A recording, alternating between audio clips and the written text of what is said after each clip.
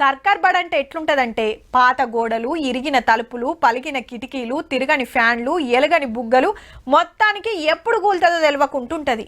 రాద్దామంటే shock piece ఉండది, ఉన్న రాస్తానికి board చక్కగా ఉండది. ఇయో గిట్లుండే ఒకప్పుడు. కానీ ఇప్పుడు సర్కార్ బడుల తరికే మారిందుల్లా. అందులో సగులం సౌలతులు చేస్తుర్రు, కానీ గీడ మాత్రం అంతకు మించి ఉన్నది పో. సర్కార్ బడుల గురించి చెప్పి ఏమో మొగులు, గ్రహాలు, సూర్యుడు అని అంతరిక్షం చూపిస్తారేంది అంటారేమో. ఇది మ్యూజియమో, కార్పొరేట్ స్కూల్ల సైన్స్ ల్యాబో కాదు.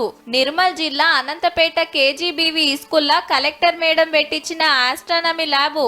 అంటే గ్రహాలు, నక్షత్రాలు ఎట్లుంటాయి, భూమి దాని చుట్టూ అది ఎట్లా తిరుగుతుంది, చంద్రుడు భూమి చుట్టూ ఎట్లా రౌండ్లు కొడతాడు, సూర్యుని చుట్టూ భూమి ఎట్లా గిరికలు కొడుతుంది, ఎట్లా చీకటి అవుతుంది, ఎట్లా తెల్లారుతుంది అనేది బొమ్మలు చూపెట్టుకుంటా నేర్పిస్తుంది. 4 బళ్ళల్లో గీ సౌలతి చేస్తే మంచిగా నేర్చుకుంటుండ్రు పోరలు. ఎక్స్పెరిమెంట్స్, ప్రాక్టికల్స్ అనేవి ల్యాబ్ రూమ్లో అన్ని కళ్ళ ముందరనే అర్థమయ్యేగా అవగాహన అనేది మాకు పెరిగింది. మాకు టీచర్లు చెప్తుండే బోర్డు మీద బాగా అనిపిస్తుండే, కానీ ల్యాబ్కి వచ్చినాక అన్నీ బాగా అర్థమవుతున్నాయి. అన్ని ఎక్స్పెరిమెంట్ చేయడం వల్ల బోర్డు మీద చెప్పిన దానికంటే ఇక్కడ ఇంకా చాలా బాగా నేర్చుకోగలుగుతున్నాం.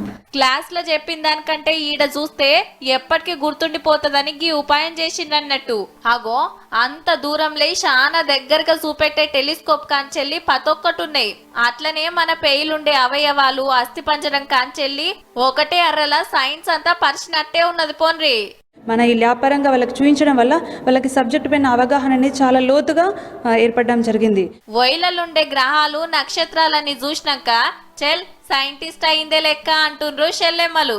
ఒక గొప్ప సైంటిస్ట్ కావాలనుకుంటే ఇట్లాంటివి మరెన్నో సృష్టించి కనబెట్టి ఇంకా మాలాంటి విద్యార్థుల ఒక అవగాహన పెంచాలనుకుంటున్నాను.